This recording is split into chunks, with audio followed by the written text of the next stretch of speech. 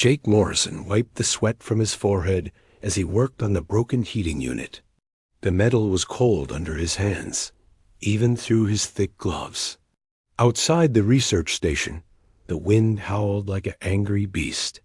Snow hit the windows, so hard it sounded like Kepler-7 was not a place for humans. The ice planet Fenris Prime was one of the coldest worlds anyone had ever tried to live on. The temperature outside was 80 degrees below zero. Even the heating units inside the station worked hard just to keep everyone alive. Jake had been fixing things on Kepler-7 for 2 years now. He knew every pipe, every wire, and every machine in the station. When something broke, which happened a lot, he was the one who had to fix it. Today, 3 heating units had stopped working. If he did not get them running soon, people would start getting sick from the cold. The storm outside was getting worse. Jake could hear it getting louder and meaner. These storms on Fenris Prime were not like storms on Earth. They could last for days and kill anything caught outside in minutes. Even the native animals, who were built for this cold, had to hide when storms like this hit. Jake finished fixing the first heating unit and moved to the second one. The tools in his hands were so cold they hurt to touch, even with gloves. He had to stop every few minutes to warm his fingers. The station had heat, but not enough to make working with metal tools comfortable. As he worked, Jake thought about home. Earth seemed like a dream now. Warm beaches, green trees, and air that did not try to freeze your lungs. But someone had to do this job. Someone had to keep the stations running so humans could learn about new worlds. Jake had volunteered because he was good with machines and because he wanted to see the stars. The second heating unit came back to life with a soft hum. Jake smiled. 2 down, 1 to go. He picked up his tools and moved to the third unit near the big windows that looked out at the frozen world. Outside, everything was white. Snow blew in thick clouds that made it hard to see more than a few feet. The wind made sounds like screaming. Jake had gotten used to it, but it still made him feel small and alone sometimes. He was working on the last heating unit when he saw something moving outside. At first, he thought it was just snow blowing in the wind, but then he saw it again. Something big and dark was moving toward the station. Jake stopped working and pressed his face to the cold window. The glass was thick and strong, built to keep out the terrible cold and wind. Through the swirling snow, he could see a shape moving closer. It was big, bigger than a person, and it was walking on 4 legs. His heart started beating faster. Native animals on Fenris Prime were dangerous. The biggest ones were the Fenris wolves. They were as big as small cars and had teeth like knives. They hunted in packs and could kill a person in seconds. The station had walls and guns to keep them away, but this animal was alone, and it was not moving like it was hunting. It looked hurt or tired or both. Jake watched as it came closer to the station. Now he could see it clearly. It was a Fenris wolf, but something was wrong with it. The wolf was huge, with thick gray fur covered in ice and snow. But it was moving slowly, carefully, and it was carrying something in its mouth. Jake could not see what it was, but the wolf held it gently, like it was important. The wolf reached the station and walked right up to the main door. Jake had never heard of a Fenris wolf doing that before. They were supposed to be afraid of humans and human buildings. But this one was not afraid. It walked up to the door like it knew exactly what it was doing. Then the wolf did something that made Jake's mouth fall open. It stood up on its back legs and began scratching at the door with its front paws, not attacking, not trying to break in. It was knocking. The wolf was knocking on the door like a person would. Jake left his tools and ran to get a better look. He went to the door area where there were cameras that showed outside. On the screen, he could see the wolf clearly now. It was a female, and she looked desperate. Her eyes were wide and scared. She kept looking at the door, then at the thing in her mouth, then back at the door. Jake turned on the outside speakers so he could hear. The wolf was making sounds, but not angry growling. She was whining like a dog that was hurt or scared. And Jake could see what she was carrying now. It was not one thing, but 3 things.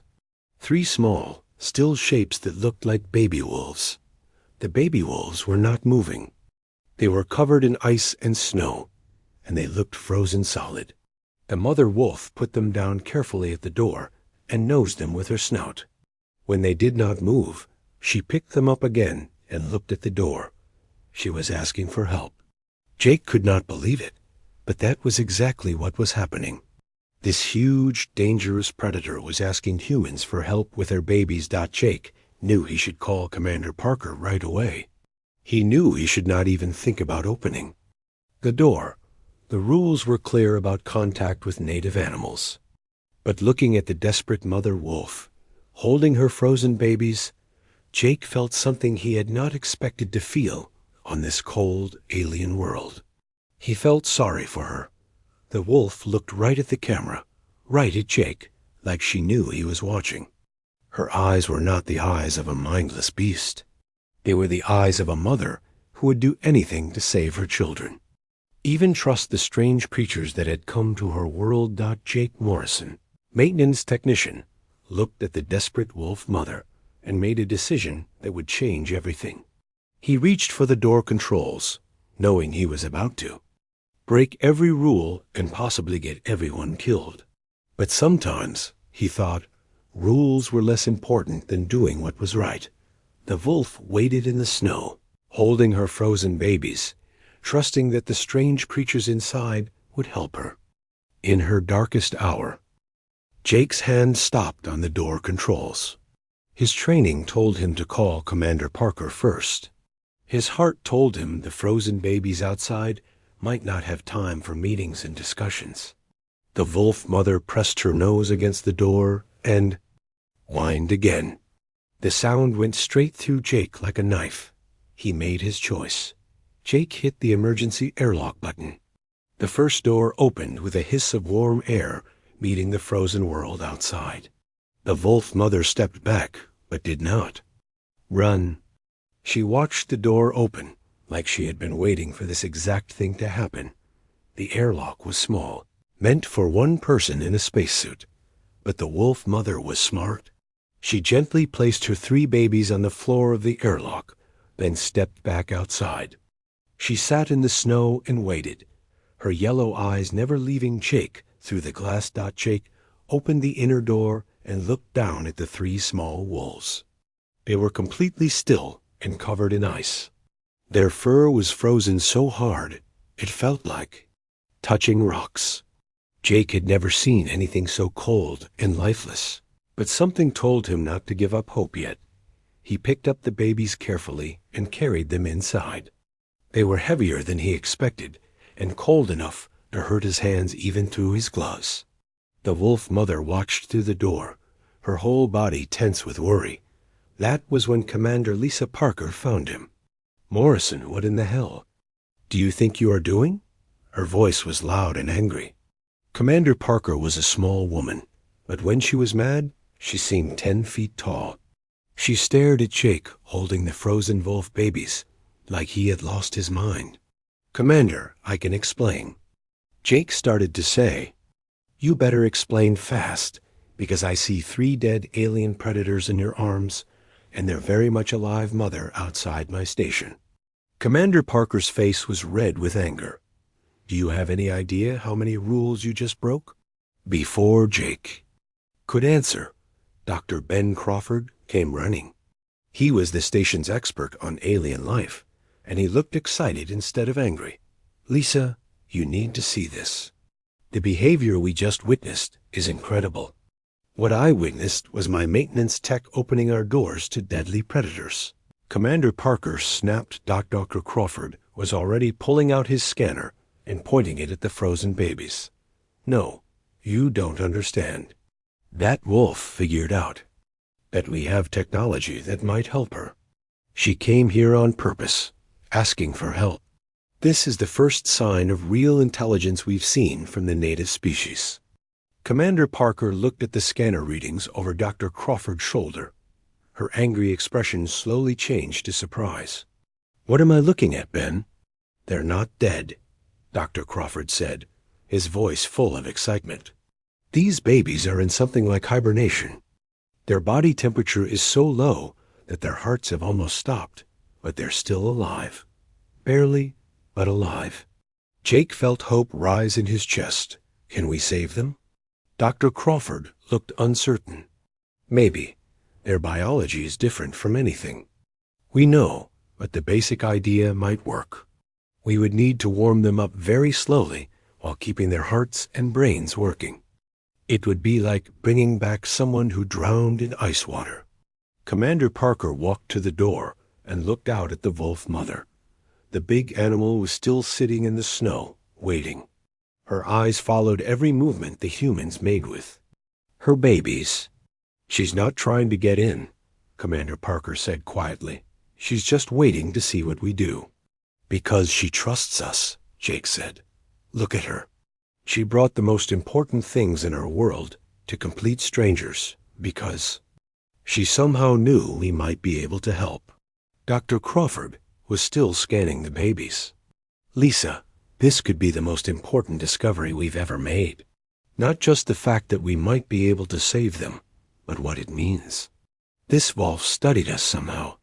She learned about our technology and made a decision to ask for help. That level of intelligence changes everything we thought we knew about this planet." Commander Parker was quiet for a long moment. Outside, the storm was getting worse, but the wolf mother had not moved. Snow was piling up on her fur, but she sat like a statue, waiting. What would we need to do? Commander Parker finally asked Doctor. Crawford looked at his scanner readings again. "We would need to use the medical bay. Set up heating systems, monitors for their hearts and breathing, maybe 4 fluids. Jake would have to modify a lot of equipment because nothing we have was made for alien physiology." "How long would it take?" she asked. "Days, maybe a week. And we would need to watch them every minute. If we warm them too fast, their hearts could stop. Too slow, and they'll die anyway." Jake looked at the 3 small, still forms in his arms. They were so cold and lifeless, but Dr. Crawford said they might still have a chance. Outside, their mother waited in the freezing storm, trusting humans she had never met before. Commander Parker walked around the room, thinking hard. Jake knew. She was weighing the risks. If something went wrong, they could lose the medical equipment they needed to keep humans alive. If the wolf mother decided humans were enemies instead of friends, she could bring her pack to attack the station, but there was something else to think about. If they turned away this desperate mother, what would that say about humans? What would it say about who they were as a species? "Morrison," Commander Parker said finally, "you started this mess, so you're going to finish it. But you don't work alone. Dr. Crawford will handle the medical side, and Amy Ross will help with the monitoring equipment." Jake felt relief wash over him. "Thank you, Commander." "Don't thank me yet," she said. "If this goes wrong, if anyone gets hurt, it's on your head. And if we lose critical medical equipment trying to save alien animals, you'll be explaining it to headquarters." Dr. Crawford was already heading toward the medical bay. "We need to move fast. The longer they stay this cold, the less chance we have of bringing them back." As they carried the frozen babies toward the medical bay, Jake looked back at the door. The wolf mother was still there, still waiting. Somehow, she understood that her babies were in human hands now. She had made the biggest gamble of her life, trusting her children to strange creatures from another world. Jake hoped they would not let her down. The medical bay had never been used for anything like this before. Jake looked around at all the equipment made for humans and wondered how they were going to make it work for alien wolf babies. Dr. Crawford was already pulling out cables and monitors, his hands moving fast as he tried to figure out what they would need. Amy Ross, the station's medical officer, came running with her arms full of supplies. She was a quiet woman who usually worked alone, but her eyes were bright with determination. "I brought everything I could think of," she said, dumping blankets, tubes, and medical devices on the table. Jake placed the first frozen baby on the medical table. The little wolf was so cold that frost formed on the metal surface around it. Its fur was hard as ice, and Jake could not feel any heartbeat or breathing. It looked completely dead, but Dr. Crawford's scanner said there was still a tiny spark of life inside. "We need heat, but not too much," Dr. Crawford said, reading from his tablet. "Their body temperature is 40 degrees below normal.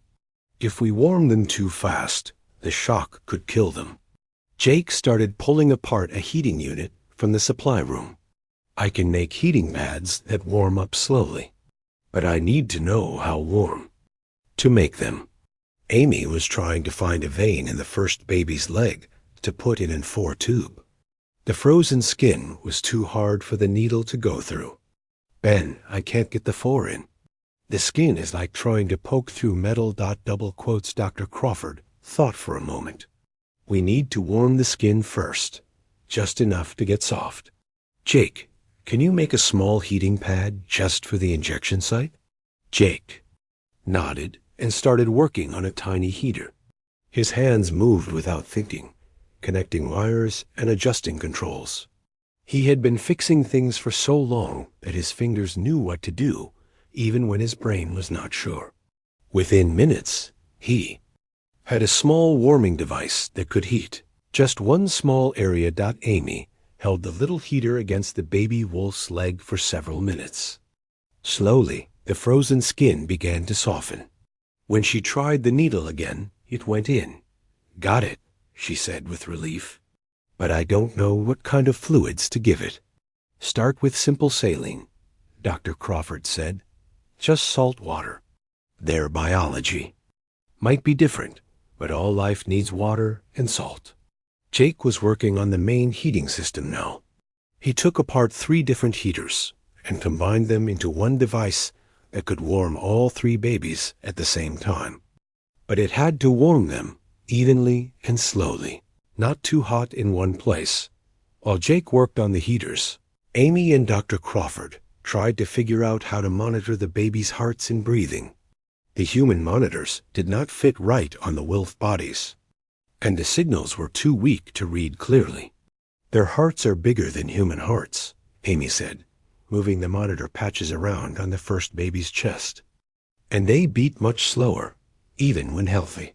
Dr. Crawford was taking notes on everything. "We're learning their biology as we go. Every measurement we take teaches us something new about how they work." Jake finished the heating system and tested it carefully. The temperature came up slowly and evenly, just like they needed. "Ready to start warming them up," he said. They placed all 3 babies on the heating pads. Jake watched the temperature readings climb slowly from deadly cold toward something that might support life. The babies looked the same, still and frozen. But the monitors were starting to pick up faint signals. "I'm getting a heartbeat on the first one," Amy said, her voice excited. "Very slow, but it's there." Dr. Crawford checked his scanner. "Body temperature is coming up. Still way too cold, but moving in the right direction." Jake made adjustments to the heating system, turning it up just a little bit more. Too fast, and the babies would die from shock. Too slow, and they would die from cold. He had to find the perfect balance, and he had never done anything like this before. Hours passed. Jake, Amy, and Dr. Crawford took turns watching the monitors and adjusting the equipment. Outside, the storm was still raging, but inside the medical bay, 3 humans were fighting to save 3 alien lives. Commander Parker came in every hour to check on them. She did not say much, but Jake could see the worry in her eyes. If they failed, She would have to explain to headquarters why they had risked everything for alien animals. "How's our friend outside?" Jake asked during one of her visits. "Still there," Commander Parker said. "Still waiting. She hasn't moved in 6 hours, just sitting in the snow watching the door." Jake felt a tight feeling in his chest. The mother wolf was waiting in the freezing storm while strangers tried to save her babies. She had to trust them completely because she had no other choice. "Second baby is showing brain activity," Amy called out. "Very faint, but it's there." Dr. Crawford looked at his readings. "Core temperature is up 15 degrees. Still not enough, but we're making progress." Jake was working on his 4th modification to the heating system. Each baby seemed to respond a little differently, so he had to adjust the heat for each one individually. His hands were steady, but inside he was nervous. These were not machines he was fixing. These were living beings who would die if he made a mistake. "Jake," Dr. Crawford said quietly, "what you're doing here, the way you're adapting this equipment, it's incredible. I've never seen anyone work with technology like this." Jake did not look up from his work. "I just think about what they need and try to give it to them." "Third baby's heart rate is getting stronger," Amy reported. "And look at this. The ice in its fur is starting to melt." Jake looked at the third baby and saw tiny drops of water forming on its fur. The ice was melting. After hours of work, they were finally warm enough for ice to melt. "We're going to do this," Dr. Crawford said, and for the first time, he sounded like he really believed it. "We're actually going to bring them back." Jake made one more adjustment to the heating system and stepped back.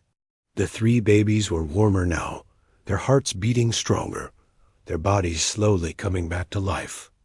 Outside, their mother waited in the snow, trusting that the strange creatures would save her children. And slowly, incredibly, it was working. On the 3rd day, something amazing happened. Jake was checking the heating controls when he heard a small sound from the medical table. It was so quiet, he almost missed it. A tiny whimper, like a puppy having a dream.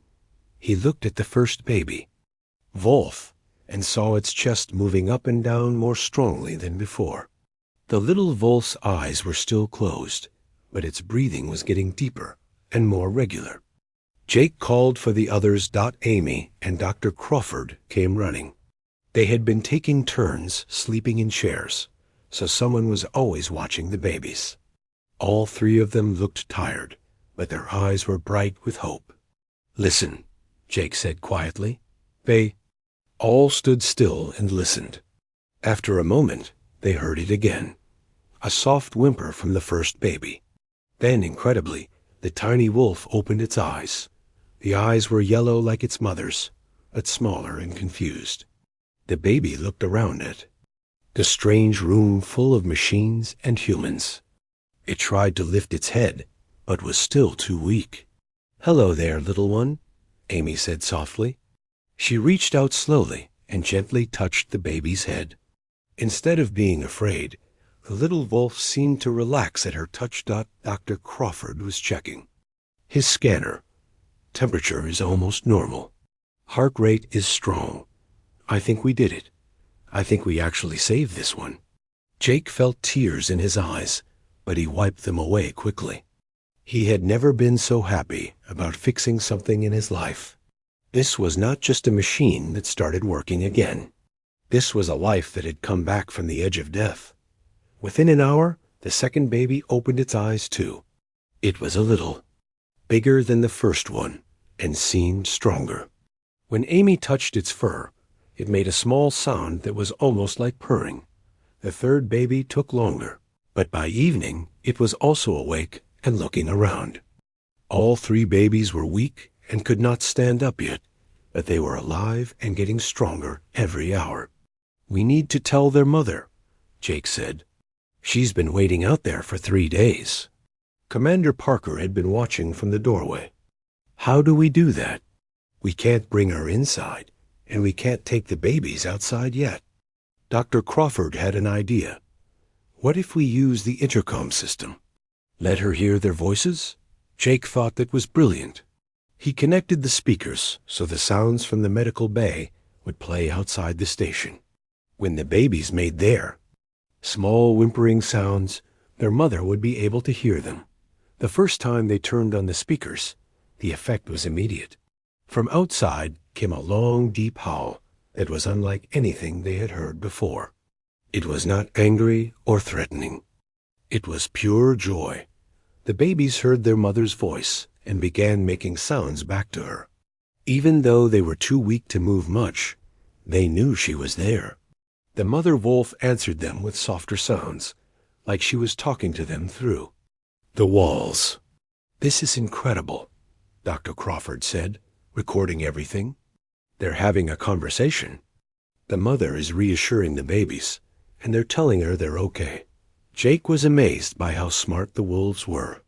The mother somehow understood that her babies were safe inside the building, even though she could not see them. She trusted the humans completely. Over the next day, the babies got stronger. They could lift their heads and move their legs. Amy brought them special food made from nutrients that Dr. Crawford thought their bodies could use. The babies ate hungrily, which was another good sign that Dr. Crawford spent hours studying the babies and learning about their biology. "They're not just smart," he told the others. "They're incredibly smart. Watch this." He showed them how the babies responded to different sounds and voices. They could tell the difference between Jake, Amy, and Dr. Crawford just by hearing them speak. They had favorite people already. The first baby seemed to like Jake best. When Jake came near, it would try to crawl toward him. The second baby loved Amy and would calm down when she sang to it. The third baby was fascinated by Dr. Crawford's scanner and would watch the lights on it for minutes at a time. "They're learning about us as much as we're learning about them," Dr. Crawford said. "And they're not afraid." Most wild animals would be terrified in this situation, but these babies seemed to understand that we helped them. Jake was changing the bedding for the babies when he noticed something strange. The first baby was arranging small objects in a pattern. It had taken a pen, a small tool, and a piece of cloth and put them in a neat line. "Amy, look at this," Jake called. Amy came over and saw what the baby was doing. "It's organizing things, like it's trying to make sense of all the human objects around it." Dr. Crawford was very excited about this. Tool recognition and organization. That's a sign of very advanced intelligence. This baby is trying to understand human technology. The second baby was doing something different, but equally amazing. It was copying the sounds that Amy made when she talked to it. Not just responding, but actually trying to imitate human speech sounds. The third baby had figured out that the scanner made different beeps for different things. It seemed to be learning what each beep meant. "Commander Parker needs to see this," Dr. Crawford said. "This changes everything we thought we knew about the intelligence level on this planet." When Commander Parker saw what the babies were doing, she was speechless for a moment. "They're not just animals, are they?" she finally said. "No," Dr. Crawford replied. "They're people. Different from us, but definitely people with their own intelligence and culture." Jake was watching the first baby try to stack small objects on top of each other. The little wolf was concentrating hard, using its paws carefully to balance the items. When the stack fell down, the baby tried again. "Their mother knew exactly what she was doing when she brought them here," Jake said. "She did not just hope we would help. She knew we were intelligent enough to save them and kind enough to try." Outside, the mother wolf continued her patient vigil. She had not left her post by the door for 3 days. Other wolves from her pack had come to check on her, but she sent them away. This was her job, waiting for her babies to be well enough to come home. The babies were getting stronger every hour. Soon, they would be ready to go back to their mother. But Jake wondered what would happen then. Would the wolves remember the Humans who saved them. Would this be the beginning of something new between their species? Looking at the 3 healthy babies playing with human objects and learning human sounds, Jake thought it might be the start of something incredible. On the 5th day, Jake woke up to find something that made his heart stop. Through the station windows, he could see dozens of wolves surrounding the building. They sat in perfect circles around the station, all facing inward, all completely still. "Commander Parker," Jake called over the radio. "You need to see this right now." Within minutes, everyone in the station was looking out the windows at what seemed impossible. There were at least 30 wolves out there, maybe more. They were all different sizes, from teenagers to full adults. But none of them looked threatening. They just sat in the snow, waiting. "Are we under attack?" Amy asked, her voice shaking a little. Dr. Crawford was already at his scanner, checking the readings. "No, I don't think so. Look at their body language. They're not in hunting positions. They're just ... sitting." Jake looked for the mother wolf and found her still by the door where she had been for 5 days. But now she was not alone. The other wolves were arranged around her, like she was their leader. "She told them," Jake said suddenly. "She told her pack what happened here." Commander Parker was calling headquarters on the radio. "This is Kepler 7 station. We have a situation that requires immediate guidance." But the radio was full of static. The storm was interfering with their communications. They were on their own with 30 alien predators surrounding their home. Inside the medical bay, the 3 babies were getting stronger every hour. They could stand up now and walk around the room. They played with each other and with the objects the humans gave them. But they also seemed to know something was happening outside. The first baby, the one that liked Jake best, kept looking toward the door and making soft calling sounds. It knew its family was out there. "They want to go home," Amy said, watching. The baby's pace around the room got Dr. Crawford was studying the wolves outside with binoculars. "This is fascinating. They're not random. They're organized. Look at the patterns they're sitting in." Jake looked through the binoculars and saw what Dr. Crawford meant. The wolves were not just sitting anywhere. They were arranged in specific groups, with the biggest wolves on the outside and smaller ones closer to the station. It looked like a military formation. "They're protecting something," Jake realized. "They're protecting their leader while she waits for her babies." As the day went on, more wolves arrived. By afternoon, there were over 50 of them. The station was completely surrounded, but still, none of them acted aggressive. They just waited. The babies inside were getting restless. They wanted to be with their family, and their family was right outside. Jake could see the conflict in their yellow eyes. They trusted the humans, but they belonged with the wolves. "We have to let them go," Jake said. "It's not fair to keep them when their whole family is waiting." Commander Parker was worried. "If we open those doors, we have no idea what will happen. Those wolves might see us as kidnappers, not rescuers." Dr. Crawford had been thinking about this all day. "Actually, I think we'll be safe. Look at what they've brought." Jake had not noticed before, but now he saw that some of the wolves had objects in their mouths. They had brought things to the station.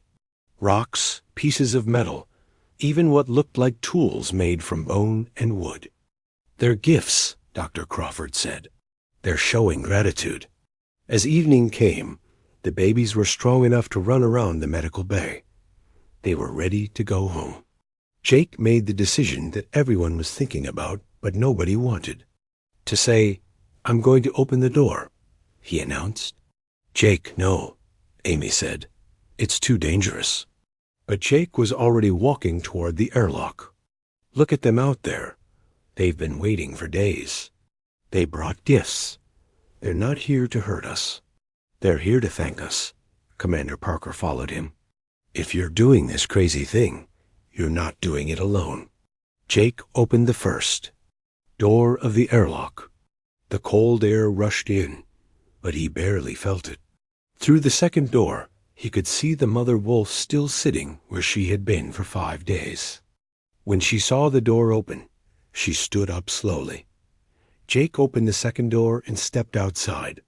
The cold hit him like a wall, but he stayed calm. All around him, dozens of huge predators watched his every move, but none of them moved toward him. The mother wolf walked forward slowly. She was even bigger than Jake had thought, and her yellow eyes were looking right at him. Jake stood perfectly still, not sure what to do. Then the mother wolf did something that surprised everyone. She walked up to Jake and gently touched his hand with her nose. It was cold and wet, but also warm somehow. She was saying thank you in the only way she could. Jake turned back toward the station. Bring them out, he called. Amy and Dr. Crawford came out carrying the 3 babies. The little wolves saw their mother and began making excited sounds. The mother wolf answered them with sounds of pure joy. The reunion was beautiful. The mother wolf nuzzled each baby, checking them all over to make sure they were healthy. The babies climbed all over her, happy to be with their family again. But they did not leave right away. The babies ran back to Jake, Amy, and Dr. Crawford, touching them with their noses like their mother had done. They were saying goodbye and thank you to the humans who had saved their lives. Then something incredible happened. The other wolves began moving forward, not aggressively, but carefully and respectfully. One by one, they came up to the humans and touched them gently with their noses or paws. They're all thanking us, Amy whispered, tears freezing on her cheeks. An old male wolf, bigger than all the others, approached Commander Parker. He was clearly the leader of the pack. He looked at her for a long moment, then gently placed something at her feet. It was a beautiful piece of metal, shaped and polished smooth. A gift from one leader to another. As the wolves began to leave, the babies ran back and forth between their family and the humans. They did not want to choose between the 2 groups that they loved. The mother wolf seemed to understand. She made a decision that would change everything. Instead of leaving with her pack, she settled down in the snow near the station entrance. She was staying close to the humans who had saved her children. The other wolves spread out around the area, but they did not leave either. They were making the area around the human station their new home. Jake looked around at the dozens of wolves who had decided to stay nearby.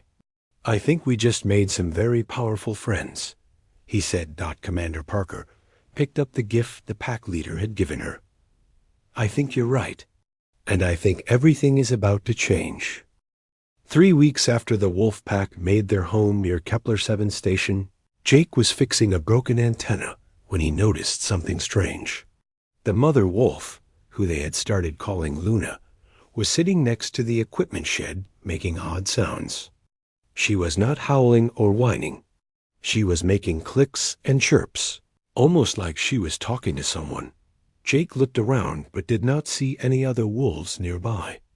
Then he heard it, clicks and chirps coming from inside the equipment shed. The same sounds Luna was making, but different somehow. Someone was answering her. Inside the shed, Jake found one of Luna's babies, the one that had always liked him best. The little wolf was sitting next to a broken heating unit, making the same clicking sounds its mother was making outside. When it saw Jake, it touched the broken unit with its paw and looked at him. You're trying to tell me it's broken, Jake said in amazement. The baby wolf made more clicking sounds and pawed at the unit again. It had learned that when things did not work right, Jake could fix them. It was asking for help. Jake fixed the heating unit while the baby wolf watched carefully. When warm air started flowing again, the little wolf made happy sounds and ran outside to tell its mother. Luna made answering sounds that seemed full of approval. Dr. Crawford, Jake called on his radio. You need to come see this. I think the Wolves are learning to communicate with us about technical problems. Over the next few days, they discovered that the wolves had been watching everything the humans did. They had learned which machines were important and what it meant when those machines stopped working.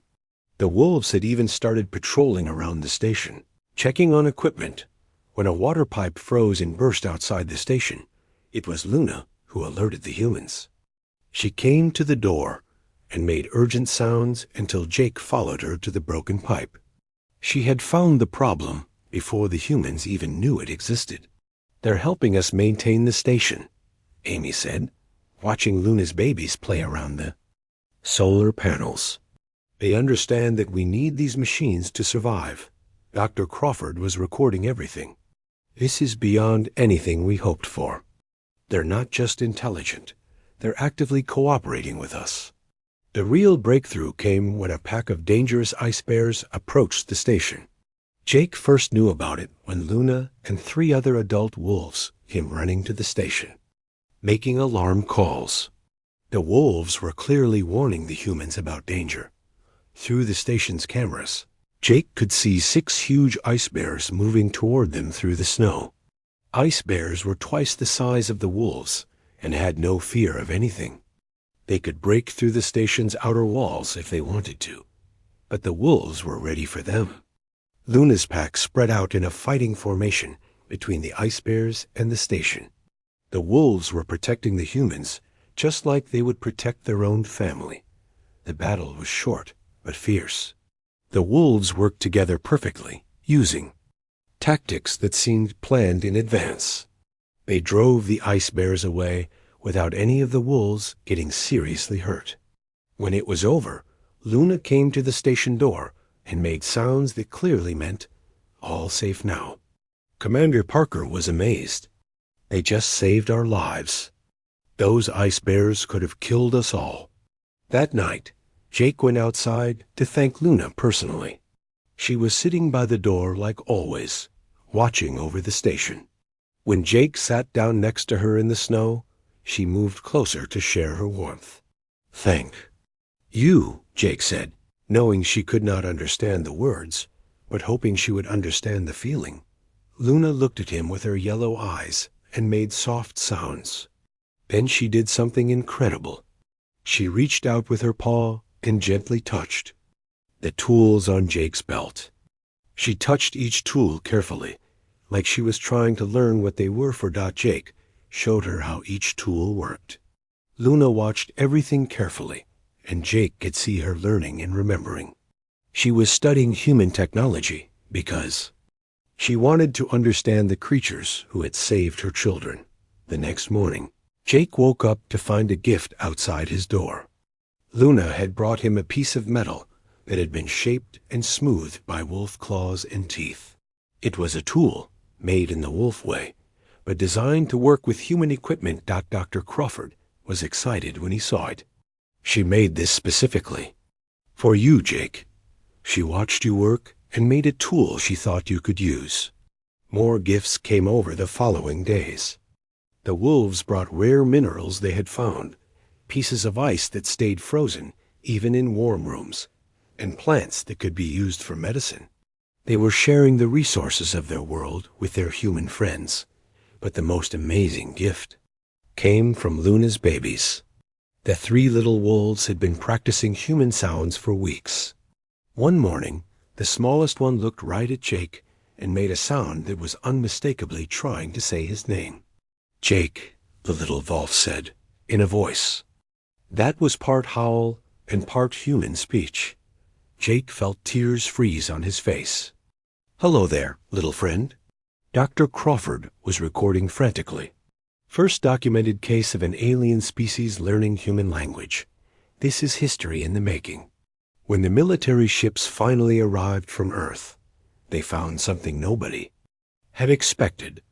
Instead of a dangerous situation that needed to be controlled, they found the beginning of the first successful partnership between humans and an alien species.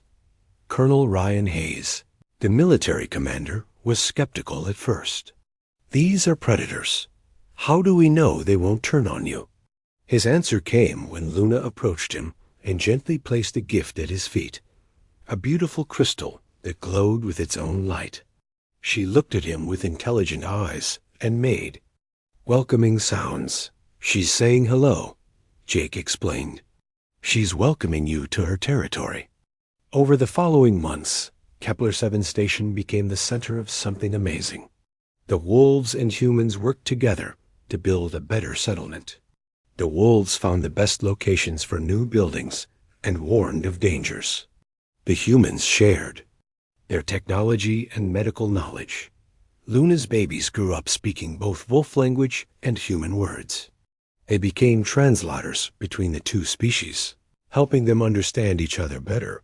Jake Morrison, who had started as just a maintenance technician, became the first human ambassador to an alien species. But he still spent his days fixing things, now with wolf helpers who had learned to use tools and understood how machines worked. The research station became a colony, then a city, then the capital of the first human-alien partnership in the galaxy. It all started with a desperate mother asking for help in a snowstorm, and a maintenance worker who decided that sometimes rules mattered less than doing what was right. Luna still came to visit Jake every day. She would sit with him while he worked, and sometimes she would help by holding tools or pointing out problems he had missed. Her children played with human children, and her grandchildren would grow up thinking it was perfectly normal for two different species to be best friends. The incredible something that began with 3 frozen babies became a new way for intelligent species to meet each other, not as conquerors or enemies, but as neighbors willing to help each other survive in a cold and dangerous universe.